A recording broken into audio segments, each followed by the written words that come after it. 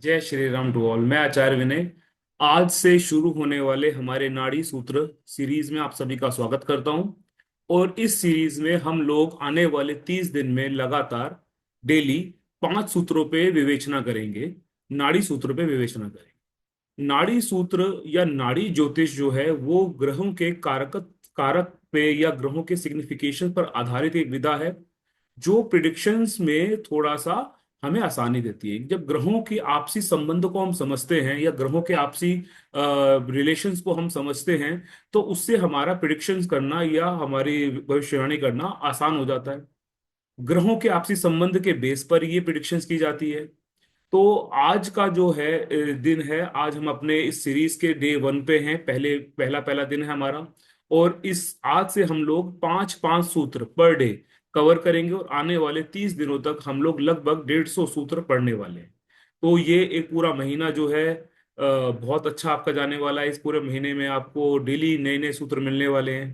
Predictions करना आसान होगा। स्टैंड अलोन सूत्र रखने वाले हैं हम इसके अंदर कि ग्रहों की कंडीशन किस तरीके से है और उससे रिजल्ट क्या क्या मिल सकता है। लेकिन नाड़ी सूत्र को पढ़ने से पहले ग्रहों का आपसी संबंध किस प्रकार से नाड़ी में देखा गया है या समझा गया है उस पे हम विवेचना जरूर करेंगे।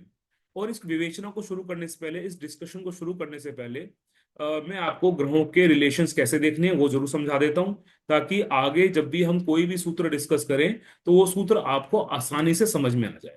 तो चलिए इस सीरीज को शुरू करते हैं और प्लैनेट्स का आपस में रिलेशन कैसे चेक किया जाता है, नाड़ी के अंदर कैसे देखा जाता है, उसके उसके अंदर हम चलते हैं और उसको डिस्कशन को आगे बढ़ाते हैं। तो जैसा कि आपको दिख रहा है कि जब भी हम कोई भी प्लैनेट को आपस में एसोसिएट करते हैं तो किस तरीके से करते हैं उसको डिस्कशन के वे में लेके चलते हैं। लेकिन बड़ा फंडामेंटल है, बहुत इजी टू अंडरस्टैंडेबल एक चीज है कि जितने भी हमारे भाव हैं और राशियां हैं वो पर्टिकुलरली किसी टाइप की कैटेगरी में रखी गई है। जैसे जब हम देखते हैं कि कोई भी राशि है, जैसे 1 नंबर की राशि, 5 नंबर की राशि और 9 नंबर की राशि, इन राशियों को बेसिकली हम ईस्ट डायरेक्शन से रिप्रेजेंट करते हैं। और जो नाड़ी ज्योतिष होती है, नाड़ी ज्योतिष के अंदर बेसिकली जब भी हम कोई प्लैनेट्स के कॉम्बिनेशन बनाते हैं, प्लैनेट के रिलेशन देखते हैं, तो उसके अंदर हम डायरेक्शनल स्ट्रेंथ जरूर देखते हैं, डायरेक्शन जरूर देखते हैं। तो ये 1 5 9 यानी कि मेष राशि, सिंह राशि और जो धनु राशि है, ये ईस्ट डायरेक्शन को, पूर्व दिशा को दिखाती है। और साथ ही साथ इसका जो नेचर है ना, इन साइन का नेचर है वो फायरी नेचर है। ठीक है। तो फायरी नेचर होने के कारण भी इनका संबंध आपस में बनता है। ठीक है। इसके बाद हमारे पास तीन राशियां और हैं। 2 नंबर की राशि, 6 नंबर की राशि और 10 नंबर की राशि। ये जो राशि यानी कि वृषभ राशि, कन्या राशि और आपका मकर राशि, ये राशि साउथ डायरेक्शन को दिखाती है। साउथ डायरेक्शन यानी कि जो डायरेक्शन है, ये डायरेक्शन क्यों है अभी मैं आपको समझाऊंगा। नाड़ी के अंदर इन डायरेक्शन का कैसे यूज किया जाता है वो भी मैं आपको समझाऊंगा। फिर हम अपने आज के 5 सूत्रों पे हम बात करेंगे। तो 2 6 और 10 यानी कि वृषभ राशि, कन्या राशि और मकर राशि, ये साउथ डायरेक्शन को दिखाती है। और ये जो राशियां हैं इनका जो तत्व है वो पृथ्वी तत्व है। ठीक है। इसको अर्थ एलिमेंट आप बोल सकते हैं, पृथ्वी तत्व आप इसको बोल सकते हैं। ठीक है। आगे बढ़ते हैं। इसके बाद हमारे पास 3 राशियां और आती हैं। 3 नंबर की राशि, 7 नंबर की राशि और 11 नंबर की राशि। ठीक है। मिथुन राशि, तुला राशि और कुंभ राशि। ये जो राशि है ये वेस्ट डायरेक्शन को रिप्रेजेंट करती है, पश्चिम दिशा को रिप्रेजेंट करती है। अग्नि, पृथ्वी और फिर आपका वायु, वायु एलिमेंट, एयर एलिमेंट को ये राशियां रिप्रेजेंट करती हैं। इसके बाद हमारा एक और राशियों ग्रुप है जो कि है 4 नंबर राशि, 8 नंबर राशि और 12 नंबर की राशि। ये राशियां जो है ये हमारे नॉर्थ डायरेक्शन को रिप्रेजेंट करती हैं। और एलिमेंट में देखें तो ये वाटर एलिमेंट को रिप्रेजेंट करती है, वाटर एलिमेंट। ठीक है। तो ये जो समूह मैंने आपको बताया, क्यों बताया अभी आपको, उसको इसके बारे में अभी और डिस्कशन करेंगे हम कि ये डायरेक्शन या ये जो एलिमेंट है ये एक जैसे एलिमेंट है, डायरेक्शन सेम रिप्रेजेंट करते हैं। और इनका क्या यूज होता है, चलिए इसके यूज पे बात करते हैं। मान लीजिए आपके पास एक कुंडली है। ठीक है जी। उस कुंडली के अंदर कोई ग्रह हैं, वो अलग अलग भाव में हैं। ठीक है। अलग अलग भाव में हैं तो अलग अलग राशियां भी होंगी। तो ये कैसे नाड़ी के अंदर हम किस तरीके से ग्रहों को आपस में युति मानते हैं या ग्रहों का आपस में संबंध कैसे देखते हैं, ध्यान से समझते हैं। यहाँ पे 1, 2, 3, 4, 5, 6, 7, 8, 9, 10, 11 और 12, 12 भाव में हमने 12 राशियां लिख दी। मेष राशि से शुरू होकर के मीन राशि तक हमने प्लेस कर दिया। तो ये क्या कुंडली हो गई, ये लगन हो गया हमारे पास, मेष लगन का चार्ट हो गया। ठीक है, इसी एग्जांपल से हम समझेंगे। मेष लगन का हमारे पास एक चार्ट है। ठीक है, अब मान लीजिए सूर्य ग्रह यहां पर है, मेष राशि में ही है। ठीक है, और जो चंद्रमा है वो यहां पर है, और जो गुरु है वो यहां पर है। ठीक है, इस तरीके से मान लीजिए हमने प्लैनेट्स को बिठाया, 3 प्लैनेट्स को बिठाया। अब आप देखेंगे कि ये 1, 5 और 9 ये कैसे हैं? ये ईस्ट डायरेक्शन को रिप्रेजेंट करने वाली राशि हैं। यानी कि जो राशियां सेम डायरेक्शन को रिप्रेजेंट करती हैं, उन भावों के अंदर पड़ने वाले ग्रह आपसी संबंध बनाते हैं, और इस संबंध को त्रिकोणीय संबंध या ट्राइन रिलेशन कहते हैं। त्रिकोण संबंध या ट्राइन रिलेशन हम इसको कहते हैं। तो यानी कि जो ग्रह एक ही जैसे डायरेक्शन में होंगे, वो आपस में त्रिकोणीय संबंध बनाएंगे। और नाड़ी ज्योतिष में त्रिकोण संबंध बहुत ही पावरफुल रिलेशन माना गया है। क्यों? क्योंकि ये जो ग्रह हैं, ये एक ही डायरेक्शनल राशियों में हैं, एक ही डायरेक्शंस को फेवर करते हैं। ठीक है, उसी तरीके से मान लीजिए शुक्र ग्रह यहां पर है, मान लीजिए। ठीक है, मंगल प्लेनेट यहां पर है, और शनि ग्रह जो है वो दशम राशि में है। यानी कि 2 नंबर की राशि, 6 नंबर की राशि और 10 नंबर की राशि, ये एक त्रिकोण संबंध बनाएंगे। यानी कि शुक्र, मंगल और शनि के बीच में त्रिकोणीय संबंध है। यानी कि ये ग्रह एक दूसरे के ऊपर कुछ ना कुछ अपना कारकों का इफेक्ट प्रोड्यूस करेंगे या कारकों का इफेक्ट डालेंगे। तो त्रिकोण संबंध, त्रिकोणीय संबंध बहुत ही पावरफुल संबंध माना गया है। ठीक है, ग्रहों के बीच में जब त्रिकोण संबंध बनता है, तो ये ग्रह एक दूसरे के ऊपर बहुत सारा असर डालते हैं, बहुत सारा अपना इफेक्ट यहाँ पर प्रोड्यूस करते हैं। ठीक है, दूसरा संबंध है सप्तम, सम सप्तक का। कोई भी ग्रह जिस भाव में है, उससे सप्तम भाव में कोई ग्रह दूसरा ग्रह होगा, तो वो ग्रह दोनों एक दूसरे से क्या बनाएंगे, रिलेशन बनाएंगे। जैसे कि अभी हम यहाँ पे समझते हैं। यहाँ पे अभी हमने एग्जांपल लिया था शुक्र का, ठीक है, सूर्य का, ये सब हमने एग्जांपल लिए थे। अभी इसको थोड़ा समझने की कोशिश करते हैं कि सप्तम जो रिलेशन है वो किस तरीके से बनता है। सम सप्तक जो रिलेशन है वो बेसिकली ग्रहों के आपसी संबंध, यानी कि 1 to जिसको हम बोलते हैं सम सप्तक, एक भाव से लेकर के उससे अपोजिट डायरेक्शन के अंदर जो भी प्लेनेट होगा, वो उस तरीके से अपना रिजल्ट देगा। ठीक है, या अपना इफेक्ट डालेगा। चलिए उस इफेक्ट को समझने की कोशिश करते हैं। मैं एक बार चार्ट बना लेता हूँ, सैंपल चार्ट बना लेता हूँ, फिर इसको समझने की कोशिश करते हैं। सम सप्तक होना बहुत अच्छी चीज है। ठीक है, रिलेशन में स्ट्रेंथ मिलता है। ठीक है, कई बार लोग उसको अपोजिट डायरेक्शन के अंदर भी देखते हैं कि अपोजिट डायरेक्शन के अंदर आपका रिलेशन आ रहा है। ठीक है, ध्यान से देखेंगे। अब मान लीजिए कोई प्लेनेट है, वो पंचम भाव में है। मान लीजिए यहाँ पे गुरु है। ठीक है, पंचम भाव में गुरु है, और इसके इससे 7 भाव आगे यहाँ पर शनि है। तो ये जो ग्रह हैं, ये सम सप्तक रिलेशन को स्टैब्लिश करेंगे, 1-7 का रिलेशन स्टैब्लिश करेंगे। ठीक है, पहला जो हमने रिलेशन देखा वो हमने देखा त्रिकोण संबंध, ट्राइन रिलेशन देखा हमने, कि ग्रह जो है वो ट्राइन रिलेशन आप एक दूसरे के साथ यूज करते हैं या एक दूसरे का ट्राइन रिलेशन बनाते हैं। दूसरा हमने रिलेशन देखा 1-7 का रिलेशन। कोई ग्रह जिस भाव में है, उससे अपोजिट भाव के अंदर भी अगर कोई ग्रह है, तो वो सम सप्तक रिलेशन बनाते हैं। ठीक है, इसके बाद एक रिलेशन और होता है, वो भी पावरफुल रिलेशन है, 1-2 का रिलेशन। जैसे गुरु ग्रह यहां पर है, पंचम भाव में है। अगर यहां पर मंगल हो, मंगल प्लेनेट हो, तो गुरु फ्यूचर में आगे जाके किससे मिलेंगे, मिलने वाले हैं, मंगल से मिलने वाले हैं। तो ये 1-2 का रिलेशन होता है, या 2-12 का रिलेशन भी इसको हम बोलते हैं। गुरु जिस भाव में है, या कोई भी ग्रह जिस भाव में है, उससे नेक्स्ट हाउस में जो प्लेनेट होता है, उनका भी आपस में रिलेशन होता है। इसको ऐसा माना गया है, इसको ऐसा माना गया है कि ये जो प्लेनेट है, हम एग्जाम्पल के तौर में गुरु को ले रहे थे कि गुरु जो है 5th हाउस में है। गुरु फ्यूचर में जाएंगे तो मंगल से मिलेंगे। यानी कि गुरु आगे चल करके मंगल के सिग्निफिकेशंस को प्रभाव डालेंगे, मंगल के सिग्निफिकेशन से कुछ ना कुछ इफेक्ट क्रिएट करेंगे। सिमिलरली, क्योंकि हम ये आगे फ्यूचर की बात कर रहे हैं, पास्ट की भी बात करते हैं, गुरु से, अभी हम जैसे गुरु को एग्जांपल लेके चल रहे हैं कि गुरु पंचम भाव में है, तो अगर फोर्थ हाउस में, चतुर्थ भाव में कोई ग्रह है, तो उसे क्या माना जाता है? उसे पास्ट माना जाता है। ठीक है, जैसे मंगल को हमने फ्यूचर माना कि गुरु फ्यूचर में आकर के मंगल से मिलेंगे, तो मंगल के इफेक्ट को धारण करेंगे या उस पर कुछ ना कुछ इफेक्ट डालेंगे। उसी तरीके से प्लेनेट से ट्वेल्थ हाउस में, प्रीवियस हाउस में जो प्लेनेट होता है, वो पास्ट कहा जाता है। यानी कि जो गुरु ग्रह है, ये इस प्लेनेट को क्रॉस करके यहां पर आया है, या इससे मिलकर के आया है, इस भाव को से आगे निकल के आया है।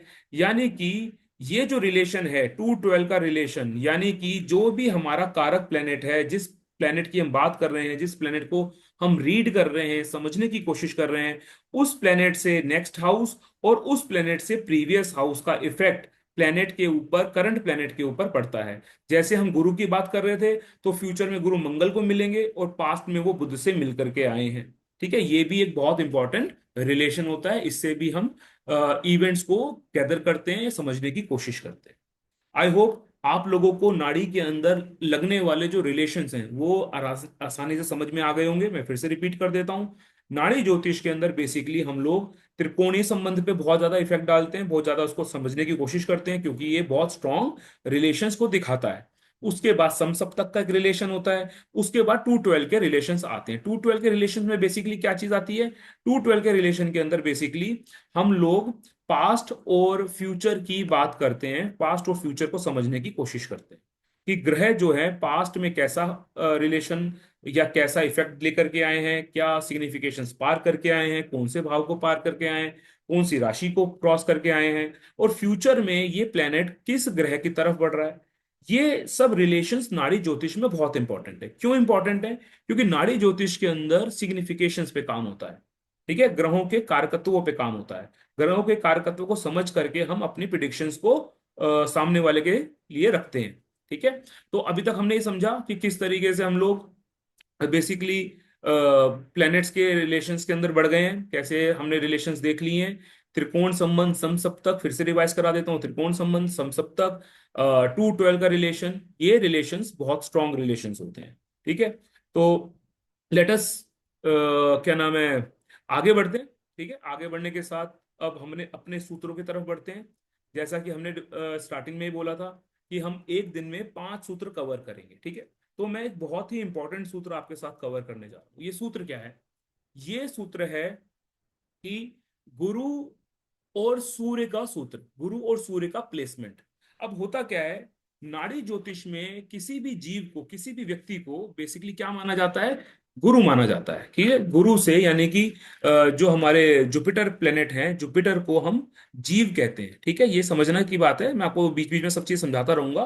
तो गुरु को क्या कहा जाता है? जीव कारक कहा जाता है। यानी कि जिस भी व्यक्ति के बारे में हम बात कर रहे हैं, कुंडली में हम बात करते हैं, तो गुरु को हम उस व्यक्ति के रूप में रिप्रेजेंटेशन देते हैं। ठीक है, तो पहला सूत्र क्या है हमारे चैप्टर का, हमारे जो इस सीरीज का जो पहला सूत्र है वो है कि अगर किसी व्यक्ति की कुंडली में गुरु और सूर्य आमने सामने हैं, एक दूसरे के आमने सामने, और इंपॉर्टेंट बात क्या है, ये गुरु कर्क राशि में है। कर्क राशि में आपको पता होगा कि कर्क राशि में गुरु जो है वो एग्जॉल्टेड रिले बिहेवियर करते हैं। ठीक है, तो इसको एक चार्ट, सैंपल चार्ट के माध्यम से समझते हैं कि ये सूत्र क्या कहता है। ये सूत्र कहता है कि अगर कोई व्यक्ति गुरु उच्च राशि में पैदा हुआ है, गुरु उस व्यक्ति के चार्ट में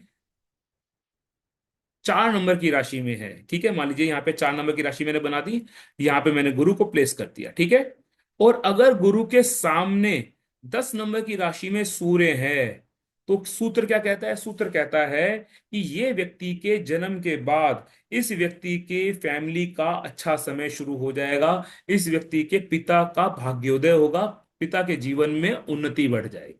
कई बार आपने देखा होगा, कुछ कई लोग बोलते भी हैं कि जब से मेरे बच्चा हुआ है, या जब से मेरे को बेटे पुत्र रत्न की प्राप्ति हुई है, तब से मेरे लाइफ में काफी इंप्रूवमेंट आ गई है। इसका मतलब है वो व्यक्ति जो कह रहा है ना, वो व्यक्ति जो बात बोलना चाह रहा है, वो क्या बोलना चाह रहा है कि मेरे परिवार में या मुझे लाइफ में बढ़ोतरी मिली है। ये मान लीजिए एक बच्चे का चार्ट है। ठीक है, एक बच्चे का चार्ट है।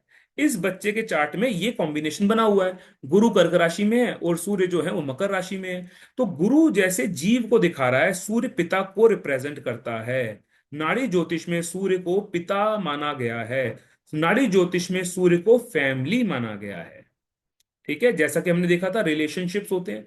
गुरु जो है नाड़ी ज्योतिष में ईश्वरीय कृपा यानी कि डिवाइन ब्लेसिंग का कारक भी कहा गया है, डिवाइन ब्लेसिंग। ठीक है, यानी कि कितना आसान सूत्र है। इस बच्चे के जन्म के बाद इस व्यक्ति के परिवार का, इस बच्चे के पिता का भाग्योदय हो रहा है। क्यों भाग्योदय हो रहा है? क्योंकि सूर्य के ऊपर गुरु का प्रभाव है। क्यों? क्योंकि सूर्य जो है गुरु से समसप्तक है। पिता पर किसका प्रभाव? गुरु का प्रभाव। पिता पर किसका प्रभाव? डिवाइन ब्लेसिंग्स का परिवार का प्रभाव। परिवार के ऊपर किसका प्रभाव? डिवाइन ब्लेसिंग्स का प्रभाव। यानी कि अगर इस तरीके का रूल आपको दिखता है, गुरु और सूर्य समसप्तक दिखते हैं, गुरु उच्च के हैं या गुरु कंफर्टेबल पोजीशन में है चार्ट में, और उसके अपोजिट सूर्य बैठे हुए हैं, तो इसका मतलब क्या हो गया? इस बच्चे के जन्म के बाद इस बच्चे के परिवार में या पिता की उन्नति होगी। कितना आसान सूत्र है और कितना अच्छा सूत्र है। ठीक है, कि बच्चे के जन्म के बाद परिवार में खुशहाली आ रही है, परिवार में डिवाइन ब्लेसिंग्स आ रही है। ठीक है, आई होप आपको ये सूत्र समझ में आया होगा कि ये सूत्र क्या कहता है।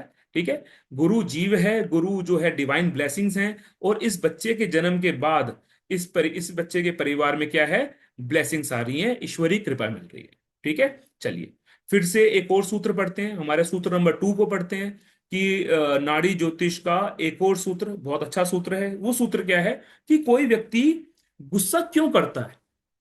इस होता है ना, कई लोग बड़े गुस्सा करते हैं, उनको बड़ी जल्दी एग्रेशन आ जाता है, बहुत जल्दी उनका जो टेम्पर लूज कर जाते हैं, है ना, कई लोग आपने देखे होंगे। तो टेम्पर लूज करने वाले लोगों के कुंडली में क्या ज्योतिषीय कॉम्बिनेशन बन सकता है, नाड़ी कॉम्बिनेशन क्या बन सकता है? आइए समझते हैं। जैसा कि हमने बोला कि जो गुरु है, गुरु को हम जीव कारक मानते हैं, यानी व्यक्ति के रूप में देखते हैं। ठीक है, एक व्यक्ति में क्या क्या खूबियां हैं, क्या कैसी उसकी पर्सनैलिटी है, वो कुंडली में उस व्यक्ति के गुरु की पोजीशन को देख करके हम डिपिक्ट कर सकते हैं, प्रिडिक्ट कर सकते हैं। ठीक है, और गुस्सा दिलाने वाला ग्रह आपको पता है मंगल होता है। मंगल एक ऐसा प्लेनेट है जो लोगों को गुस्सा दिला देता है, एग्रेशन क्रिएट कर देता है। यानी कि अगर कुंडली में जुपिटर और गुरु और मंगल का कॉम्बिनेशन है, तो व्यक्ति जो है वो एंजाइटी फील कर सकता है, व्यक्ति जो है जल्दी अपना टेम्पर लूज कर सकता है।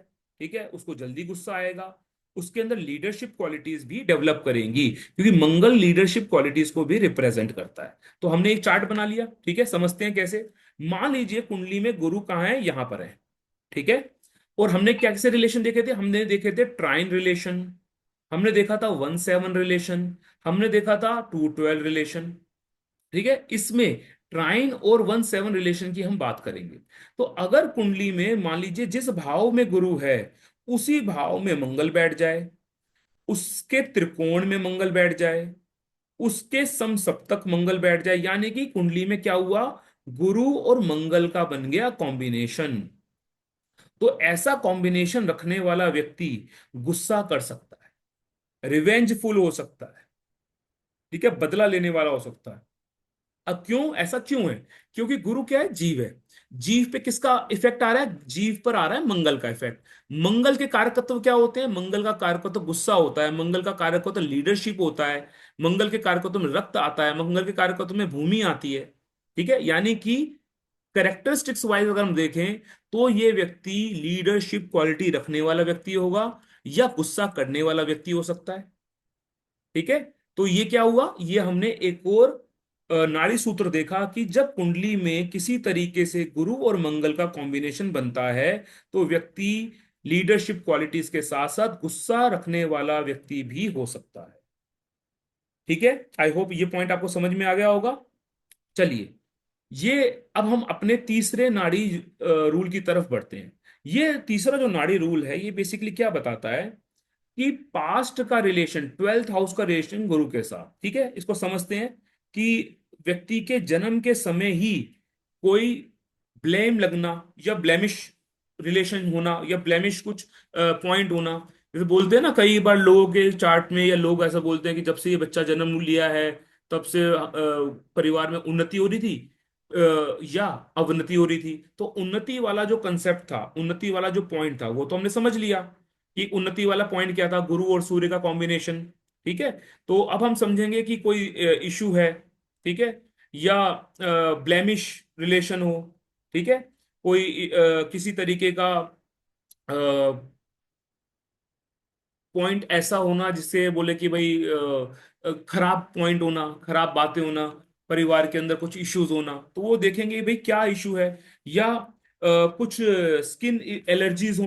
ठीक है, कई बार होता है बच्चा पैदा होता है, उसको उसको कुछ स्किन एलर्जी हो सकता है, या स्किन पे कोई दाग हो सकते हैं, या करेक्टर पे कोई दाग बच्चे के जन्म के। ये तो बच्चा जब से पैदा हुआ है, परिवार ने अवनति देखी है, डिप्रेशन देखा है। ठीक है। तो कंडीशन कैसे होती है, जरा उसके बारे में बात करते हैं। ठीक है।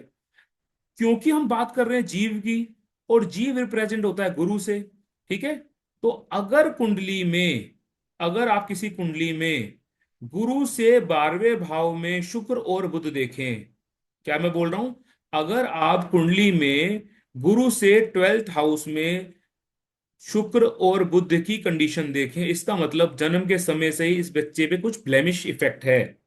ठीक है, some there are some blemish attached with the native. क्या मतलब है इसका, इसका मतलब समझते हैं। मान लीजिए गुरु यहां पर है, ठीक है, ये लगन भाव है, लगन भाव से 12th हाउस कौन सा होगा, ये 12th भाव होगा, 12वां भाव होगा। गुरु से पिछले भाव में अगर शुक्र और बुध हैं, ठीक है, तो ये बच्चे के समय, बर्थ के समय से ही कुछ ना कुछ ब्लेम इसके ऊपर लग जाएगा, एनी ब्लेम। या इस बच्चे को कोई स्किन एलर्जी भी हो सकती है at the time of birth. ठीक है। हमने क्या पढ़ा, हमने पढ़ा गुरु से 12वें भाव में, गुरु से प्रीवियस हाउस में अगर शुक्र और बुध का प्रेजेंस है, तो बच्चे को जन्म के समय ही कुछ ब्लेम मिल जाएगा, या उस बच्चे को कुछ स्किन एलर्जी या कुछ ना कुछ दाग धब्बे फेस पर, या दाग धब्बे स्किन पर हो सकते हैं, बॉडी पे हो सकते हैं। ठीक है। तो ये क्या सूत्र है, ये सूत्र, ये जैसे हमने पहला सूत्र पढ़ा था, गुरु सूर्य का कॉम्बिनेशन बनता है, परिवार में उन्नति होगी। ठीक है। गुरु से 12वें भाव में अगर शुक्र बुध है, तो क्या होगा, बच्चे के जन्म के समय कुछ ब्लेम लग जाएगा, या स्किन एलर्जी या स्किन इश्यूज बच्चे को हो सकते हैं। ठीक है। तो ये भी पॉइंट आपने समझा कि गुरु से 12वें भाव में शुक्र बुध का होना ब्लेमिश रिलेशंस को दिखाता है, या कोई ब्लेम को दिखाता है, या किसी भी तरीके की समस्या को दिखाता है, स्किन इश्यूज को दिखाता है। आई होप ये पॉइंट आपको समझ में आ गया होगा। ठीक है, आगे देखते हैं, एक और हम इंपॉर्टेंट पॉइंट पढ़ते हैं, समझने की कोशिश करते हैं कि अगर, चलिए अपने फोर्थ सूत्र पे चलते हैं, चौथे सूत्र पे चलते हैं। हमारा फोर्थ सूत्र क्या कहता है, ये सूत्र भी जुपिटर से कनेक्टेड है। ठीक है। क्या सूत्र है, अगर सूर्य और शनि, माफ कीजिएगा, ये चौथा पॉइंट है हमारा, कि अगर चौथा आज का हमारा रूल है, अगर सूर्य और शनि का कॉम्बिनेशन चार्ट में लगे, अगर सूर्य का कॉम्बिनेशन शनि के साथ चार्ट में लगे, तो ये पिता के साथ संबंधों के अंदर कुछ प्रॉब्लम दिखाता है। ये अगर कोई व्यक्ति वर्किंग है, तो बॉस के साथ संबंधों में कुछ खटास को दिखाता है। अब ये कॉम्बिनेशन लगता कैसे है, बड़ा सिंपल सा कंडीशन है। हम चार्ट को देखेंगे, एक एग्जांपल चार्ट को देखेंगे, ये हमने चार्ट देखा। चार्ट के अंदर क्या है, सूर्य और शनि का रिलेशन आ रहा है। तो सूर्य और शनि के रिलेशन हमने नाड़ी में कैसे देखने हैं, ट्राइन रिलेशन देखने हैं, समसप्तक देखने हैं। ठीक है। तो मान लीजिए सूर्य जो है वो यहां पर है, यहां पर सूर्य है, ठीक है, और इसके ट्राइन में, इसके त्रिकोण में शनि यहीं पर हो, इनके साथ बैठे हो युति में, या त्रिकोण संबंध बना रहे हो शनि, या समसप्तक शनि हो, ऐसी कंडीशन में सूर्य के साथ शनि का एसोसिएशन होगा।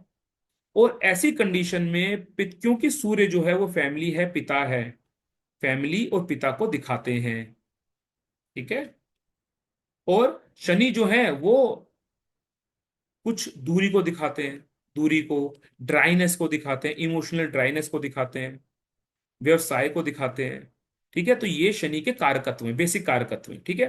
तो जब सूर्य और शनि का नाड़ी लिंक बनता है, नाड़ी रिलेशन बनता है, तो क्या होता है, फैमिली या पिता के साथ संबंध खराब होते हैं। क्योंकि सूर्य जो है वो हमारे बॉस भी होते हैं, अथॉरिटी भी होती है।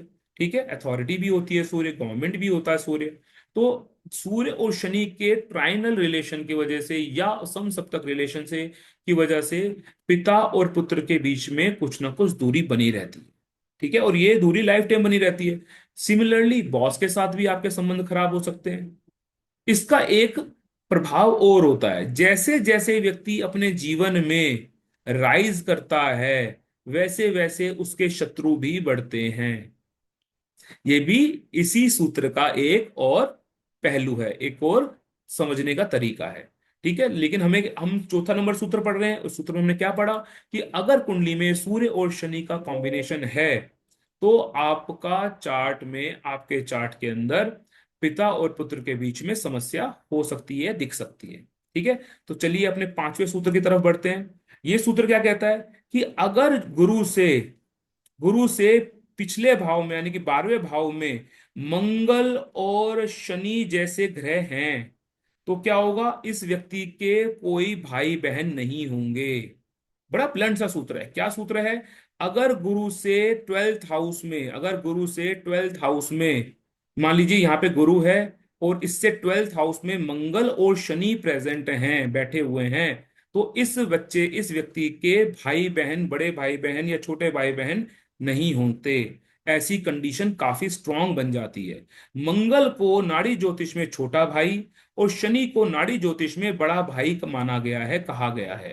तो गुरु से 12वें भाव में, गुरु से प्रीवियस हाउस में अगर मंगल और शनि हैं, तो इस व्यक्ति के बड़े भाई बहन या छोटे भाई बहन नहीं होने की संभावना बढ़ती है। ठीक है, तो आज हमने ये 5 सूत्र करे। पहला हमने सूत्र किया सूर्य और गुरु की कॉम्बिनेशन में, जिससे परिवार का नाम बड़ा, पिता का भाग्योदय हुआ। फिर हमने गुरु और मंगल को देखा। गुरु मंगल का जो कॉम्बिनेशन है वो व्यक्ति के अंदर एग्रेशन क्रिएट करता है। फिर हमने देखा कि गुरु से प्रीवियस हाउस में बुध और शुक्र जैसे प्लेनेट हो, तो जन्म के साथ ही कुछ ब्लेम लग सकता है, स्किन इश्यूज हो सकते हैं। एक और चौथा हमने रूल पढ़ा कि सूर्य और शनि का कॉम्बिनेशन हो तो पिता के साथ संबंध खराब हो सकते हैं। एक और नाड़ी सूत्र हमने पढ़ा कि अगर गुरु से प्रीवियस हाउस में मंगल और शनि बैठे हुए हैं, तो व्यक्ति के बड़े भाई बहन या छोटे भाई बहन नहीं होंगे, ऐसी संभावना बढ़ जाती है। तो ये आज के हमने 5 जो हैं सूत्र किए, और इन सूत्रों के माध्यम से आपको जरूर फायदा होगा। जब आप कुंडली में ऐसे कॉम्बिनेशंस देखेंगे, तो आप इस तरीके की प्रिडिक्शंस नाड़ी सूत्र के हिसाब से कर सकते हैं।